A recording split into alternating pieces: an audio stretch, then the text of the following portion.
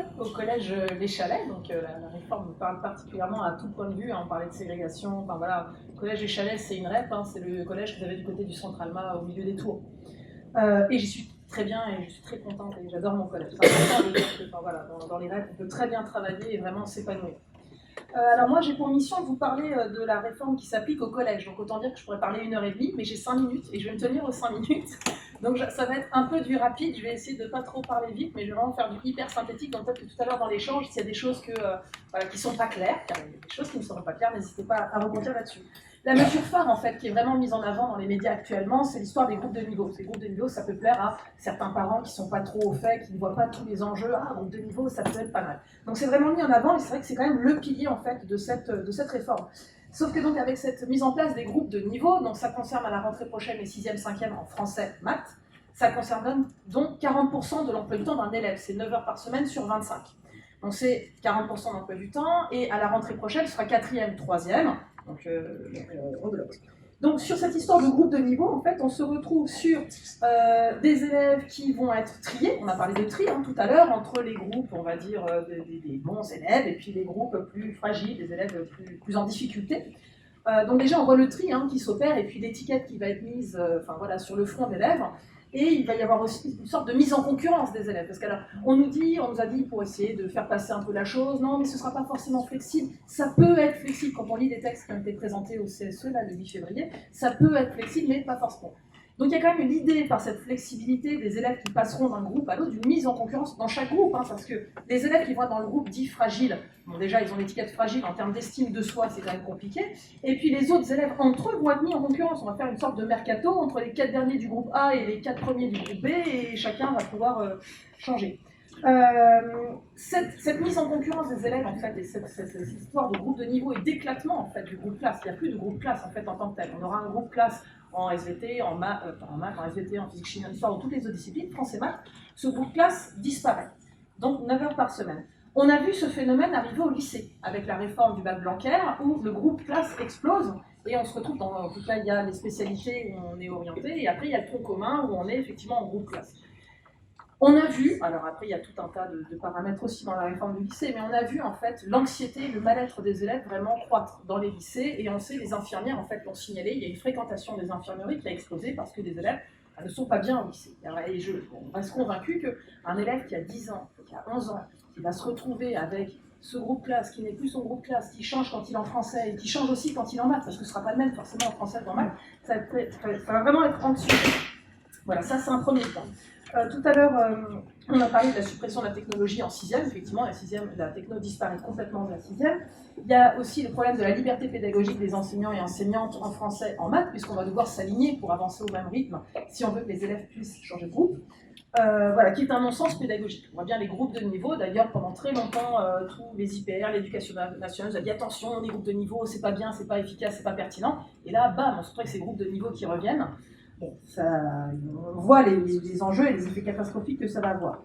Le problème aussi avec la mise en place de ces groupes de niveau, c'est en fait la fin de tous les dispositifs qui ont été pérennisés en fait dans les établissements scolaires, les dédoublements, les différents éléments en fait qui permettaient aux élèves de faire des manipulations dans les matières scientifiques et techno. Tout ça, ça va disparaître puisqu'il faut pouvoir financer ces groupes de niveau.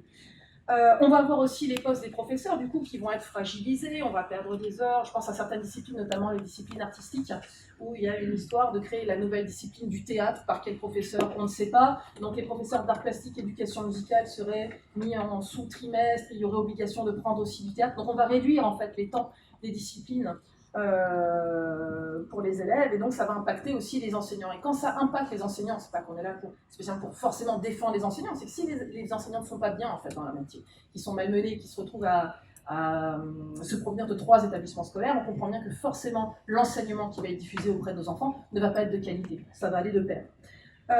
Les emplois du temps vont être des emplois du temps complètement gruyères et intenables, puisqu'on va avoir donc, des alignements en barrette pour les groupes de français, les groupes de maths, en 6e, en 5e, en 4e et en 3e. Les emplois du temps vont clairement être infaisables. Et si en fait on résume, on se rend compte que les enseignants de techno sont lésés puisqu'ils perdent la techno en 6e, les enseignants de lettres classiques, le latin perd 1 heure en 4e, 3e, les enseignants d'art plastique, musique et LV2 sont considérés comme des matières non fondamentales avec peut-être des élèves qui n'iront pas à leurs cours pour pouvoir suivre des cours de remise à niveau derrière.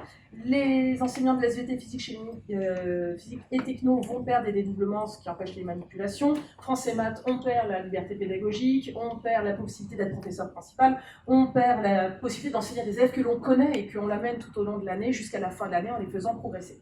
Voilà, les enseignants de PS, alors là, quand on voit le bordel que c'est, si je puis me permettre, sur l'attribution des salles et l'accès aux salles de sport, là, ce sera plus possible pour eux, vu qu'ils ne seront plus. En général, on veille d'abord à affecter en fait, les heures de PS et ensuite on fait les emplois du temps. Là, ça va être inversé, ça va être français maths en priorité, et le PS, on verra ce qu'on peut faire.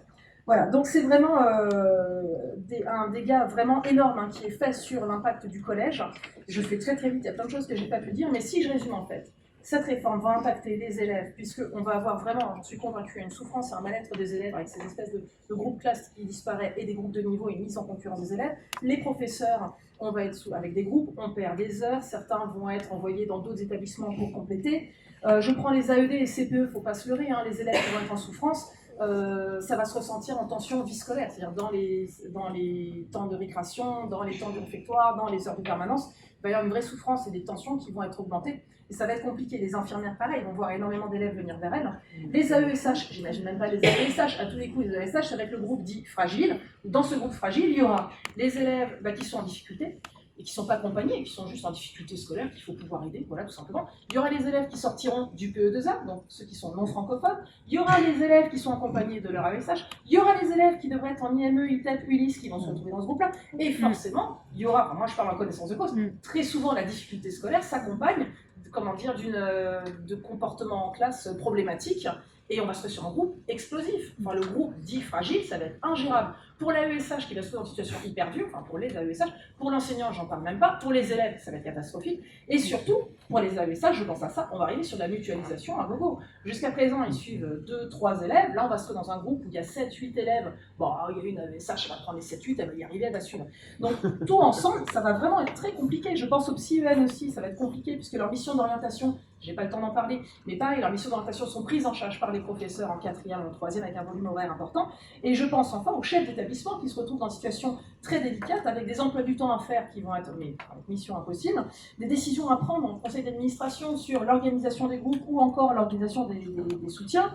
Ça risque de créer forcément des tensions avec la salle des professeurs. Pour l'instant, on est tous en train de faire bloc. À un moment donné, si ça passe, si on ne se mobilise pas suffisamment que cette réforme passe, on va être dans une marmite en fait, et donc forcément il va y avoir des tensions, et ça, il ne faut pas attendre ça.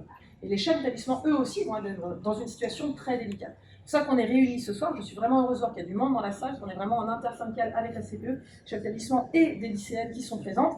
Et je m'en félicite, je trouve ça génial. Et je passe la parole, j'ai exposé de 3 minutes mon temps de parole. Je suis désolée.